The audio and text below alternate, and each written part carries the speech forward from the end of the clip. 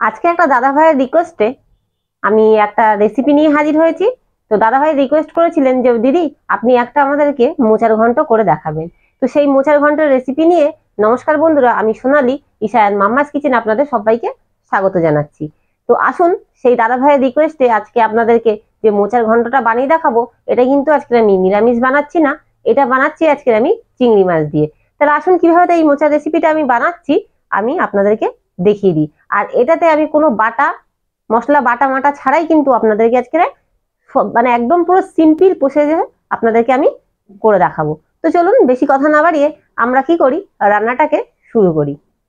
তো এই দেখুন, আমি কি করব, আপনাদেরকে আগে মোচাটাকে কিভাবে কাটবো সেটাকে আপনাদের দেখিয়ে দিই।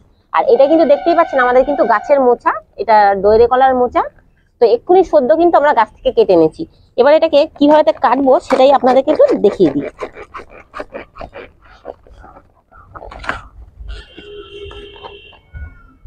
সবার প্রথমে আমি কিছুটা, এই যে দেখতে পাচ্ছেন জল নিয়েছি, জলের মধ্যে কিছুটা হলুদ মিশিয়ে দিয়েছি, তাহলে কি হবে, মোচার কালারটা কালো হবে না। আর কিছুটা আমি সর্ষের তেল হাতে লাগিয়ে নেব, আর কিছুটা আমি বটিতেও সর্ষের তেল লাগিয়ে নেব, তাহলে আপনাদের হাতে কিন্তু আঠাটাও লাগবে না আর হাতটা কিন্তু কালোও হবে না। এবারে আমি মোচাটাকে জাস্ট এইভাবে করে একটু ছাড়িয়ে নেব। আর যেহেতু এটা দৈরে কলার মোচা, এটা কিন্তু একটু অন্য টাইপের লাগবে দেখতে। তো আমি এই যে এই ভেতরের গুলো এখন নেব না, এগুলো বাদ দিচ্ছি। আমি একদম ভেতরের যে শ্বাসটা আছে সেটা নেব। এটাও কিন্তু খেতে খুবই ভালো লাগে, তবে আমি আজকে এগুলো একটু বাদ দেবো। দিয়ে আমি শুধু একদম ভেতরের দিকে কলা মোচা, তার জন্য কিন্তু কলাটা কিন্তু এরকম দেখতে মোচাটা। তো এবারে কি করবো, এই যে দেখুন, এই যে একটু শক্ত শক্ত মতন, এইগুলো কিন্তু আমাদের কেটে কেটে প্রথমে বাদ দিয়ে নিতে হবে। তো আমি এই যে দেখুন, এই যে সবকটা কিন্তু এইভাবে করে আমি কেটে কেটে বাদ দিয়ে নেব। এই যে এই যে এই যে বাদ দিয়ে নিলাম। নিয়ে আমি কি করব, এইভাবে করে পারবেন পাতলা পাতলা করে এটাকে কুচে নেবেন। তো এই যে দেখতে পাচ্ছেন আমি এইভাবে করে এটাকে সুন্দর করে সবগুলো কুচে নেব।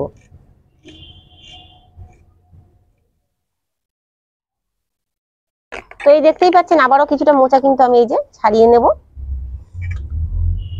নিয়ে এই দেখুন, দু রকমের মতন কিন্তু মোচাটা দেখতে পাবেন। এই যে আমরা যে বাজারে মোচাগুলো খাই, ওগুলো কিন্তু থাকে কিন্তু পাকা কলার মোচা, আর এইটা দৈরে কলার মোচা, তার জন্য কিন্তু এই ফলটা এসে গেছে।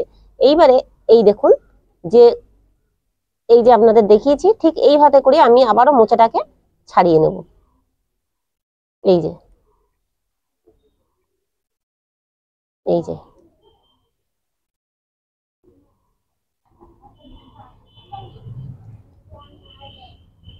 তো এইভাবে করে এই মোচাটাকে ছাড়িয়ে নিয়ে ঠিক যে প্রসেসে আমি কেটে আপনাদেরকে দেখালাম, ঠিক ওই প্রসেসে আমি আবারও আপনাদেরকে কেটে দেখাবো। তো এই দেখুন, আমি কিন্তু আবারও মোচাটাকে ছাড়িয়ে নিয়েছি, দেখতেই পাচ্ছেন। আর এই কলার মোচা কিন্তু খেতে কিন্তু অন্য মোচার থেকে দুর্দান্ত হয়, আর খুব সুন্দর মিষ্টি হয় খেতে। তো এবারে আমি আবার পিছনটা কিছুটা কেটে বাদ দিচ্ছি, দিয়ে আমি ভালো করে এটাকে কুচে নিচ্ছি।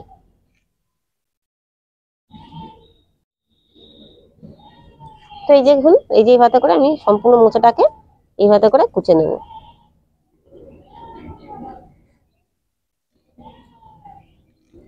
আপনারা চাইলে মোচাটাকে কিন্তু খুব পাতলা পাতলা করেও কাটতে পারেন এবং বড় বড় করেও কাটতে পারেন। তো আমি কিন্তু দেখুন, খুব যে একটা পাতলা করেছি তাও না, খুব একটা বড় রেখেছি তাও না, একটা মিডিয়াম সাইজে আমি এটাকে কেটে নিচ্ছি। তো এবার আমি মোচাটাকে সব কেটে নিয়ে আপনাদেরকে দেখাচ্ছি। তো আমি তো আপনাদেরকে দেখিয়ে দিলাম কিভাবে আমরা মোচাটা কাটবো। তো মোচাটা কিন্তু আমাদের সম্পূর্ণ কেটে নেওয়া হয়ে গেছে। আর মোচাটাকে আমরা আবার দুবার কিন্তু এমনি নর্মাল জলে ওটাকে ভালো করে ধুয়ে নিয়েছি। এবারে দেখুন, এই যে কিছুটা আমি গরম জল বসিয়েছি, এর মধ্যে আমি সামান্য পরিমাণে নুন দিয়ে দেবো।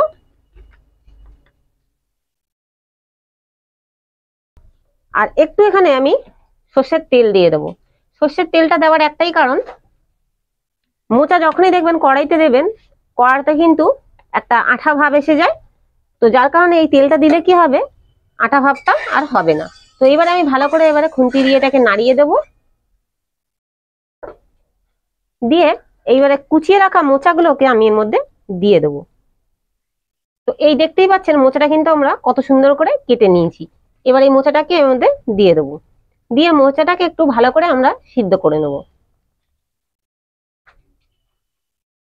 তা মোচাগুলো আমি সম্পূর্ণ দিয়ে দিচ্ছি।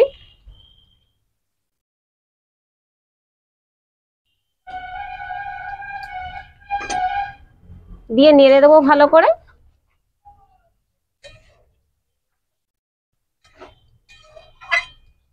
আর মোচাটা দেখে হয়তো আপনারা বুঝতেই পেরেছেন যে মোচাটা আমাদের কত বড় ছিল। তো এবার আমরা কি করব, ঢাকা চাপা দিয়ে এটাকে সিদ্ধ করে নেব।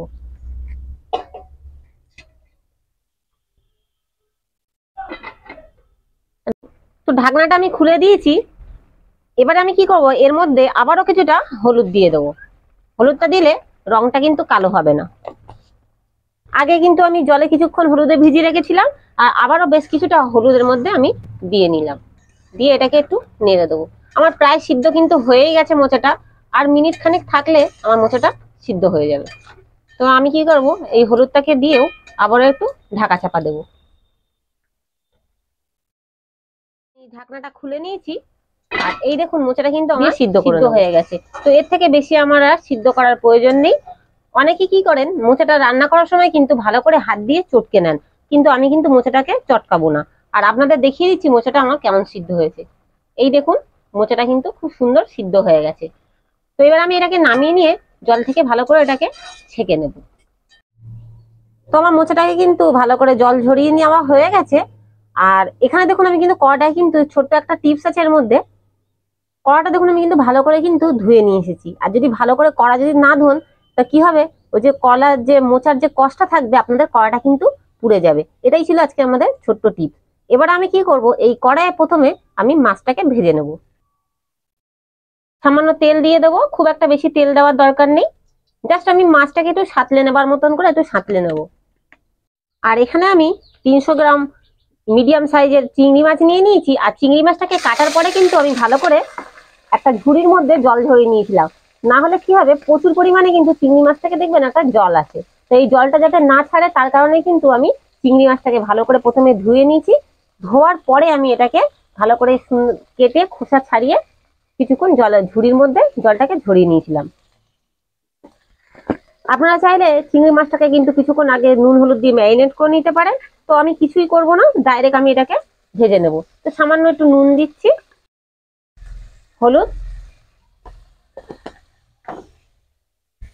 দিয়ে ভালো করে আমি চিংড়ি মাছটাকে একটু ভেজে নেব। আর চিংড়ি মাছ কখনোই কিন্তু খুব ভাজতে যাবেন না, জাস্ট একটু এর জলটা মরে গেলেই কিন্তু আপনারা এটা নামিয়ে নেবেন। তা না হলে চিংড়ি মাছ কিন্তু শক্ত হয়ে যাবে। তো চিংড়ি মাছটা আমার ভেজে নেওয়া হয়ে গেছে। এবার আমি চিংড়ি মাছটাকে তুলে নেব। আর এটা কিন্তু মাছটা আজকে প্রচুর পরিমাণে ঘিলু রয়েছে, তার কারণে দেখতেই পাচ্ছেন এ থেকে কত সুন্দর দেখুন একটা কালার হয়েছে। আমি কিন্তু জাস্ট কিন্তু নুন আর হলুদ দিয়েছি। আর এই দেখতেই পাচ্ছেন মাথাটা দেখুন আমি কিন্তু ছাড়াইনি, মাথাটা কিন্তু আমি রেখেছি। আর বডির যে খোসাটা থাকে সেই খোসাটা কিন্তু আমি ছাড়িয়ে নিয়েছি। এবারে গ্যাসের ফ্লেমটাকে একটু কমিয়ে দেবো, দিয়ে এর মধ্যে পরিমাণ মতন সর্ষের তেল দিয়ে দেবো। আর খুব একটা বেশি তেল দিয়ে আমি এটাকে রান্না করব না। এদিকে আমার তেলটা কিন্তু গরম হয়ে গেছে। এই দেখুন কিছুটা শুকনো লঙ্কা আর সাদা জিরে নিয়েছি, এটাকে দিয়ে দেবো। দুটো তেজপাতা এটাকে দিয়ে দেবো। দিয়ে কিছুটা আলু কেটে রেখেছি সেটাকে আমি দিয়ে দেবো। আর আলুগুলোকে কিন্তু আমি ছোট ছোট ডুমো ডুমো করে, ঠিক চচ্চড়ির আলু যেভাবে করে কাটে ওইভাবে করে কেটে নিয়েছি। দিয়ে এবার আলুটাকে একটু ভেজে নেবো। তো আলুটা কিন্তু আমার মোটামুটি ভেজে নেওয়া হয়ে গেছে, এর থেকে আর বেশি আমাদের ভাজার প্রয়োজন নেই। এবারে দেখুন কিছুটা আদা আমি গ্রেট করে নিয়েছি, আর 4-5টা মতন কাঁচা লঙ্কা আমি এটাকে চিড়ে এটাকে দুভাগ করে নিয়েছি। এবার এই আদা আর কাঁচা লঙ্কাটাকে আমি ভালো করে একদম ফ্লেমটাকে কিন্তু কমিয়ে দেবো, লো ফ্লেমে এটাকে একটু কষিয়ে নেব।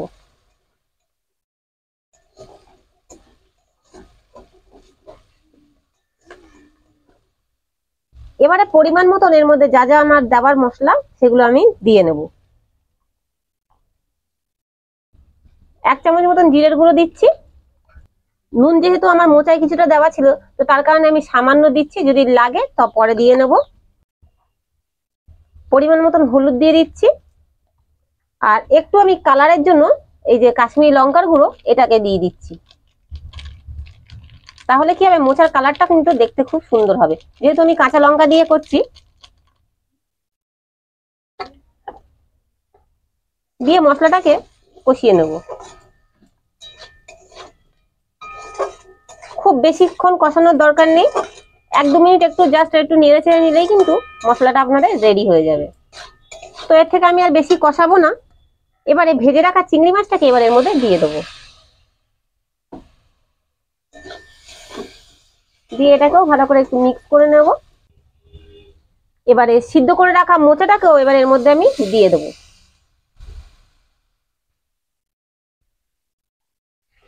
দিয়ে ভালো করে এর সাথে আমি মিক্স করে নেব। আর যেহেতু আমার মোচাটা সিদ্ধ হয়ে গেছে, আলুটা কিন্তু একটু সিদ্ধ হবে, তো তার কারণে আমি কি করব, ভালো করে এই মশলার সাথে সবকিছু মিক্স করে আমি একটু ঢাকা চাপা দিয়ে মোচাটাকে রান্না করে নেব।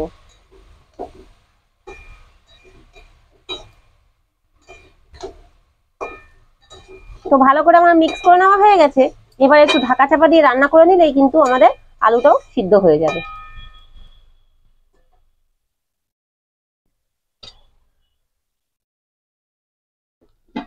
তো ঢাকনাটা আমি খুলে দিয়েছি, আর এর মধ্যে আমি নুন টুনগুলো সব দেখে নিয়েছি। নুন টুন কিন্তু আমার খুব সুন্দর পারফেক্ট হয়েছে। এবারে আমি এই যে দেখাচ্ছি, দেখুন এই যে আলুটাও কিন্তু দেখুন আমার কিন্তু সিদ্ধ হয়ে গেছে। তো জাস্ট আর একটু আলুটা সিদ্ধ হলে মোটামুটি আমার হয়ে যাবে।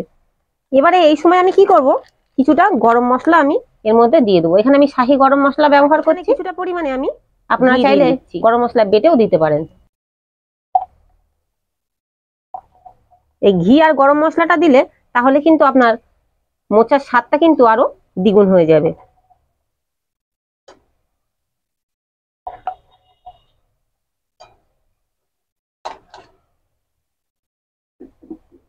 দিয়ে এইভাবে করে আমি ভালো করে, আমি আপনাদেরকে বলেছিলাম মোচা কিন্তু আজকে আমি চটকাবো না, তো যার কারণে দেখুন আমি এইভাবে করে ভালো করে এই যে খুন্তির সাহায্যে এটাকে ভালো করে এরকম করে প্রেস করে করে দিচ্ছি।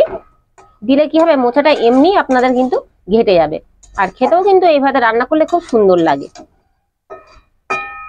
আর মোচার যে অংশগুলো আমি কলার মতন দেখতে রেখে দিয়েছিলাম, আপনারা যদি আমাকে কমেন্ট করে জানান যে তার ভিডিও আপনারা দেখবেন, তো তবে আমি সেদিনকে আপনাদেরকে ওই রেসিপিটাকে নিরামিষ মোচার মতন রান্না করে আপনাদেরকে আমি দেখিয়ে দেবো। আর আমি মোচাটা কাটার জন্য আমার একটু হাতের আঙুল টাঙুলগুলো বন্ধুরা কালো হয়ে গেছে, তো তার জন্য কিছু মনে করবেন না। তো আপনারা দেখতেই পেয়েছেন কত সুন্দর করে কিন্তু দেখুন এটাকে ঘেটে দিয়েছি। এবারে আবারও কিছুক্ষণ 5-7 মিনিট ঢাকা চাপা দিয়ে এটাকে রান্না করে নিলেই আমাদের রান্নাটা তৈরি হয়ে যাবে। তো আমি ঢাকাটা চাপা দিয়ে দিলাম। তো এই যে আমার কিন্তু চিংড়ি মাছ দিয়ে মোচার ঘন্ট রেসিপি তৈরি হয়ে গেছে। তো এবার এটাকে আমি নামিয়ে নিয়ে আপনাদেরকে পরিবেশন করে দেখাচ্ছি। তো এই যে দেখতেই পাচ্ছেন আমি ভাত আর এখানে মোচার ঘন্টটাকে আমি সার্ভ করে আপনাদের দেখিয়েছি। আশা করি আমাদের ভিডিও আজকে আপনাদের সকলের ভালো লেগেছে। আর আমাদের ভিডিও যদি আপনাদের ভালো লেগে থাকে তো অবশ্যই আমাদের কমেন্ট বক্সে জানাবেন যে আমাদের ভিডিওগুলো আপনাদের কেমন লাগছে। আর যারা এখনো আমার চ্যানেলে নতুন বন্ধু হননি তারা অবশ্যই কি করবেন, আমাদের ঝটপট করে আমাদের চ্যানেলটিকে সাবস্ক্রাইব করে নেবেন। তাহলে আমাদের যত নতুন নতুন ভিডিও থাকবে সবার প্রথমে আপনাদের কাছে আমরা পৌঁছে দেবো।